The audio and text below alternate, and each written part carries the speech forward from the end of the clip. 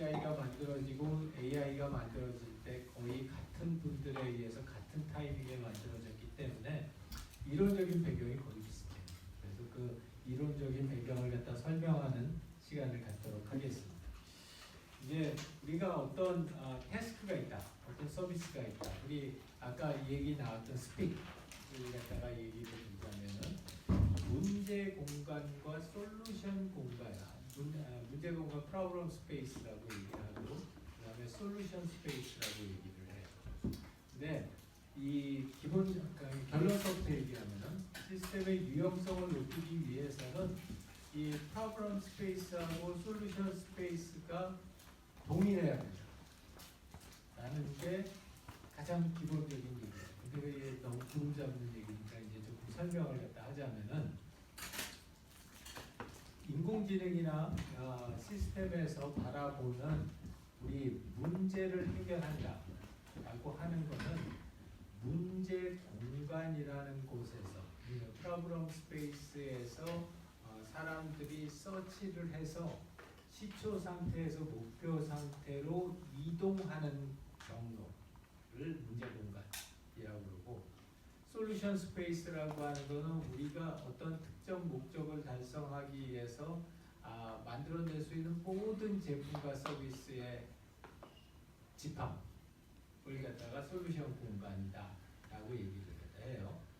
그랬을 때 이제 이 문제 공간하고 솔루션 공간이라는 걸 갖다 이렇게 보게 된다면은, 이 문제 공간이라고 하는 거는 이 왼쪽에 여러분들 보는 왼쪽에 있는 것처럼 미로인데, 이제 그 미로에서 제일 첫 번째 시초 상태가 있고, 거기에서 우리가 가고자 하는 목표 상태가 있을 때 이 시초 상태에서 어떤 단계를 거쳐서 목표 상태로 가느냐, 그랬을 때 거기에 조작자와 제한 조건이라고 하는 이야기들이 있어요.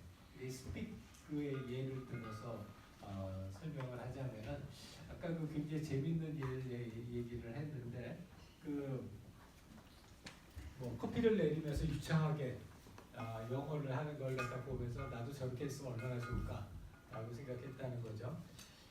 그 시초 상태는 왠지 외국 사람 만나면 버벅거리는 상태가 시초 상태고, 목표 상태는 뭐 꿈을 꾸거나 커피를 내릴 때도 영어로 하는 때가 목표 상태다. 이러면 시초 상태하고 목표 상태가 있고, 그 다음에 내가 거기에서 목표 상태로 가는데 내가 사용할 수 있는 여러 가지 방안들이 있어요. 뭐 스픽을 쓴다, 영어 학원을 간다, 독학을 한다, 또 그 안에서도 독학을 하면 무슨 책을 사본다, 학원을 갈 때 어느 학원에 간다, 이런 앱을 사용했을 때 어떤 앱을 쓴다, 그 앱 안에 또 들어가게 되면 오늘 내가 어디까지 한다. 수없이 많은 선택들이 있고, 그 수없이 많은 선택들을 통해서 우리가 선택을 해가면서 목표 상태로 다가간다. 근데 그런 목표 상태로 다가갈 때 모든 동시에 다 선택할 수 있는 게 아니라, 어떤 시점에서 무엇인가를 선택하려면 어떤 조건이 따르는 경우가 많다. 그런 조건, 예를 들어서 내가 어학원을 다닌다. 그럼 어학원 다닐 돈이 있어야 되겠죠. 그리고 뭐 적어도 가까운 곳에 어학원이라고 하는 곳이 존재해야 되겠죠. 이런 여러 가지 제한 조건들이 필요하다는 거죠. 그래서 나는 커피 내리면서도 영어를 잘할 수 있을 만큼 영어를 갖다가 유창하게 하고 싶어 라고 하는 이 나의 목표를 달성하기 위해서 현재 나의 시초 상태와 내가 선택할 수 있는 조작자와 그걸 사용할 수 있는 제한 조건들을 이해하는 것, 이거를 우리가 Problem Representation, 문제의 표상이라고 얘기를 해요. 그래서 AI 시스템을 쓰던 HCI를 만들던 제일 첫 번째 하는 거는 사용자가 가지고 있는 문제 공간이 어떤 공간이냐라는 걸 갖다 이해하는 거예요. 그래서 이걸 갖다가 우리 프로블럼 스페이스라고 그러고, 솔루션 스페이스는 아까 얘기했던 것처럼 그게 학원이 될 수도 있고 앱이 될 수도 있고 또 미국 친구가 될 수도 있겠죠. 그래서 문제 공간 내에서의 목표 상태, 초기 상태, 제한 조건, 조작자 이러한 것들을 갖다 이해해 나가는 과정이 우리가 분석 과정이라고. 그래서 이제 우리가 조금 있다가 요 앞에 세 가지 그 중요한 필수 조건에 대한 수업을 2주, 3주, 4주, 5주 끝나고 나면은 그 다음에 이 과업 분석, 이해관계자 분석, 맥락 분석을 해서 이 사용자가 현재 가지고 있는 문제 공간이 어떤 공간인가를 파악하는 작업들을 갖다 진행을 할 거예요. 그래서 그걸 통해서 분석 과정을 통해서 우리 사용자는 현재 목표 상태는 이런데 이걸 갖다가 그런 목표 상태로 도달하기 위해서 초기 상태에서 목표 상태로 도달하기 위해서 이런 조작자를 쓰고 이런 제한 조건을 갖다 쓸 거다라는 걸 디파인 할 거고요. 솔루션 공간은 제품 또는 서비스에 대해서 사용자가 인식할 수 있는 모든 그냥 아이디어들, 모든 개념들의 모형이다라고 이렇게 생각하면은 제일 편하고요. 그래서 이 개념적 모형이라고 얘기돼요. 컨셉추얼 모델이라고 얘기하는데 이건 실제로 제품이나 서비스를 만드는 게 아니라 우리 제품이나 서비스가 만들어지면은 이렇게 생기고 이렇게 작동하고 이런 구조를 가질 거야라고 이야기를 갖다 합니다. 그래서 이 개념적 모형을 만드는 가장 중요한 이유는 실제 시스템은 되게 복잡하기 때문에 그래서 그것들을 갖다가 실제 사람들에게 이해시키기 위해서는 이 우리가 만들려고 하는 여러 가지 제품이나 서비스가 어떤 형태의 어떤 기능을 가지고 어떤 구조를 가지고 있는지를 단순화시킨 어떤 개념으로 이렇게 표현을 해서 만들어냅니다. 그래서 우리가 이제 이런 그 유형성을 만들어낸다라고 하는 거는 우리가 왼쪽에서 이해했던 사람들의 프로블럼 스페이스 안에 오른쪽에서 얘기했던 우리가 회사가 제공해 줄 수 있는 솔루션 스페이스를 겹쳤을 때 사람들이 원하는 시초 상태에서 목표 상태로 가는 과정에서 사람들이 원하는 그런 그 조작자와 컨스트레인트와 이쪽의 솔루션 스페이스에서 우리가 제공할 수 있는 컨셉들이 서로 일관성 있게 매핑이 되는 경우를 이야기하는 거예요. 이게 상당히 이론적인 얘기이긴 하지만 그래서 저런 기본적인 틀을 가지고 모든 디지털 시스템이 만들어져요. 그렇기 때문에 우리는 얼핏 생각하면 이 시스템 개발은 우리 개발자가 하는 거고 그 다음에 기획은 기획자가 하는 거고 이렇게 생각을 하기가 쉽지만 실제로는 그 두 가지가 합쳐져야지 우리 사람들한테 제일 유용한 그런 시스템을 만들어낼 수 있다라는 게 우리 두 번째 섹션, 이론적인 섹션에 대한 설명이었어요. 혹시 두 번째 섹션에 대해서 궁금한 사람? 동영님 처음에 하고 그 다음에 준영님. 정동혁입니다. 네. 그 문제 공간의 기억이 그러면 설정을 할 때 아까 전 섹션에서 말씀해주신 그 가장 티피컬한 개인의 페르소나를 가정하고 그 사람에 대한 그 문제 공간을 설정하는 건지 여쭤보고 싶었어요. 네, 아주 정확하게 잘 얘기를 해줬고요. 우리 그 이제 분석 단계에서 이해관계자 분석이나 그 다음에 과업 분석이나 맥락 분석을 할 때에는 가장 기본적인 유닛이 한 명의 사용자. 그래서 그 한 명의 사용자가 가지고 있는 그 사용자에 대한 사용자 분석, 이해관계자 분석, 그리고 맥락 그 사람이 처한 맥락에 대한 분석, 그리고 그 사람이 하고자 하는 일에 대한 분석을 하는. 네? 자, 진영님. 그 하나 조금 토픽에서 벗어날 수도 있다고 생각을 좀 주실 수 같긴 한데요. 오픈 소스 같은 경우에는 사실 어느 정도 되게 제한적으로 사용자가 어떤 경험을 하길 바라는 거 그 자체를 되게 최소화를 하려는 노력을 되게 많이 하잖아요. 예를 들어서 마인크래프트라는 게임을 봐도 프로그램을 하나 만들어 본 다음에 거기 오픈소스라는 공간에서 사용자들이 사용을 하면서 그 안에서 뭐 새로운 패키지를 만든다든지 아니면 이런 식으로 그 위에 빌딩을 하는 식의 서비스도 있는데 혹시 어떤 서비스를 설계를 할 때 그 강도 자체를 정하는 거 그러니까 어떤 목표로 가기까지의 그 길을 정해주는 그 과정에서의 그 강도가 그걸 어떻게 판단을 해야 될지가 잘 감이 안 들 수도 있을 것 같습니다. 처음 서비스를 만든다고 하셨을 때. 이제 실제로 여러분들이 그 회사에 가서 서비스를 개발을 하거나 창업을 해서 새로운 제품을 만들거나 이렇게 할 때 처음 시작하는 그 첫 번째 제품이나 서비스가 끝까지 그 제품이나 서비스로 남아있을 확률은 거의 0%. 그렇기 때문에 이 제품이 만들어져 가면서 그 제품에 대한 성격이나 내용이나 구조가 다 변화가 되고 이제 특히 이렇게 버저닝을 해요. 버저닝을 해서 여러 가지 버전으로 이렇게 나눠져서 진행을 갖다 하기 때문에 이제 나중에 지나게 되면 하나의 서비스가 사실 서비스군을 갖다 이렇게 이루게 돼요. 그렇게 되면은 제일 중요한 이슈 중에 하나는 그 서비스군을 이루고 있는 제품 또는 제품군을 이루고 있는 각각의 제품들이 어디까지가 바운더리고 얘네들 간의 관계가 어떻게 되는지를 갖다 명확하게 규정을 해요. 이게 되게 어려워요. 되게 어렵기 때문에 보통 이제 기획 회의를 들어가면은 그런 버저닝, 그러니까 내가 새로 기존에 있는 시스템에서 뭔가 새로운 시스템으로 이 분리돼서 나가는 또는 같이 쳐서 나가는 그런 의사 결정을 할 때는 적어도 CEO, CTO 그리고 CIO 그리고 기획팀장 이렇게 여러 핵심 멤버들이 같이 모여서 여기 이 버전과 이 버전의 차이는 뭐고 그 다음에 얘네들 사이에서 어떻게 우리가 컨시스턴트하게 사용자 경험을 제공해 줄 것이냐에 대해서 이야기를 많이 하는 거죠.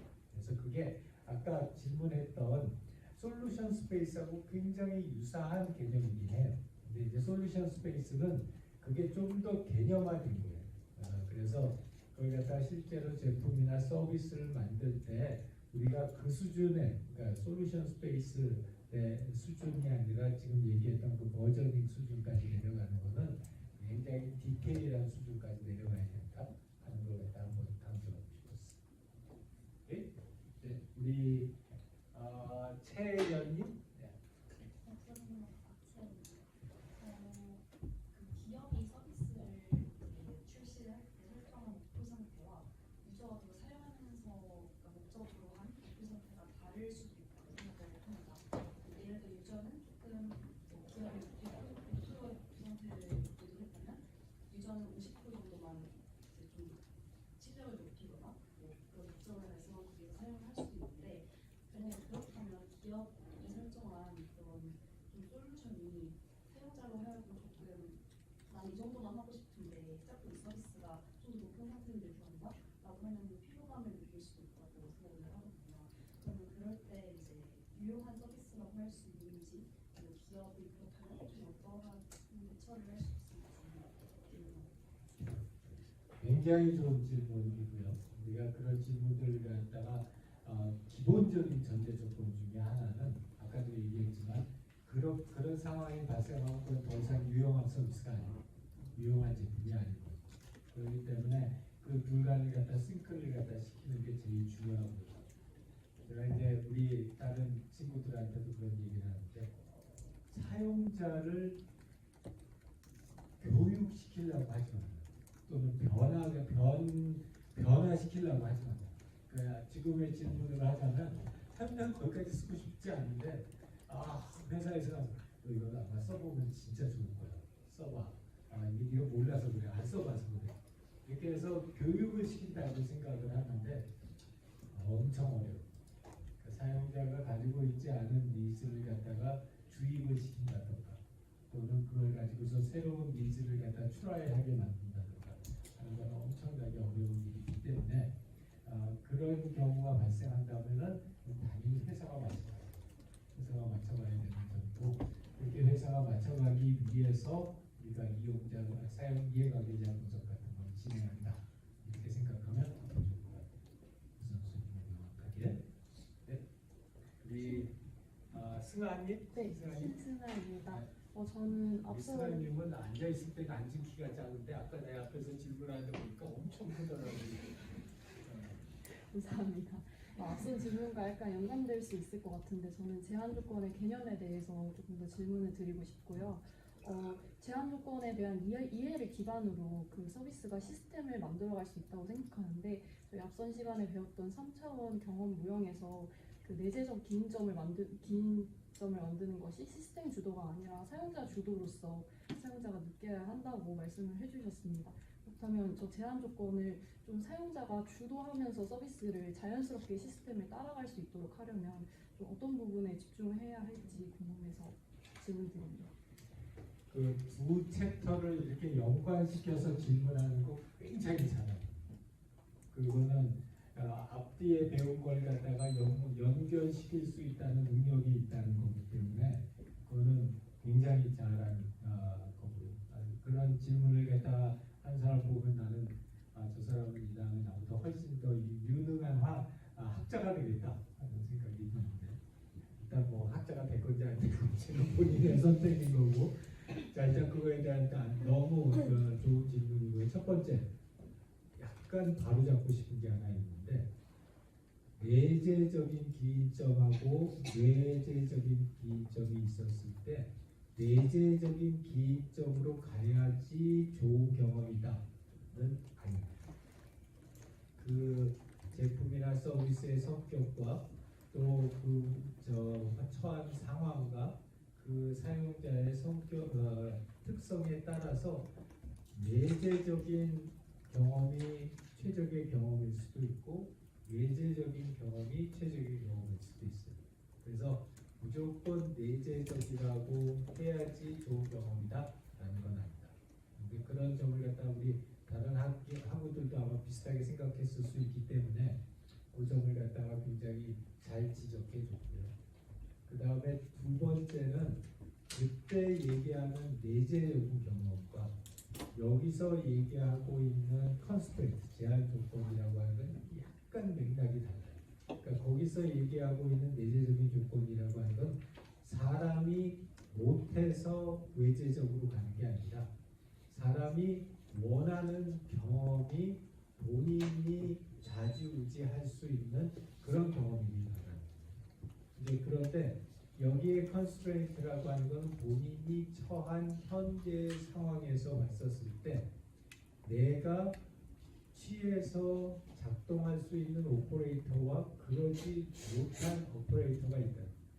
그렇기 때문에 요 오늘 얘기하고 있는 문제 공간이라고 하는 내용 안에서의 컨스트레인트는 앞에서 얘기했던 외재적이냐 내재적이냐는 거하고 같은 레벨은 아니에요. 그런데 예를 들어서 내가 가지고 있는 오퍼레이터들이 다 너무 컨스트레인트가 많아서 지금 당장 시초 상태에서 고일 상태로 넘어갈 수 있는 오퍼레이터 찾기를 못한다. 이러면은 문제 해결 자체가 되지 않습니다. 그렇다고 해서 그 경험이 내재적이냐 외재적이냐 하고는 조금 다른 퍼스펙티브라고 볼 수 있습니다. 네, 좋습니다. 네, 지승님. 네. 저는 아까 질문하신 대로 약간 연관이 있는 것 같은데 그러면 그 회사가 자신의 서비스를 계속해서 이용하게끔 제한 조건을 조정할 수도 있다는 말로 이해를 해서 되는 거죠. 그거는 잠깐 설명을 하자면 제한 조건이라고 하는 또는 그 오퍼레이터라고 하는 거는 회사가 제한 조건을 만들거나 오퍼레이터를 제공하거나 하는 개념으로 바라보는 것보다는 현재의 상황을 이해하기 위한 개념적인 퍼스펙티브 관점이다. 이렇게 보는 게 더 좋을 것 같아요. 그거를 이제 회사의 그 제공력으로 이렇게 생각하다 보면은 우리는 굉장히 상황적인 얘기를 하고 있는데 그걸 갖다 너무 이 구체적인 현실적인 얘기로 이렇게 내려하기가 쉽지 않죠.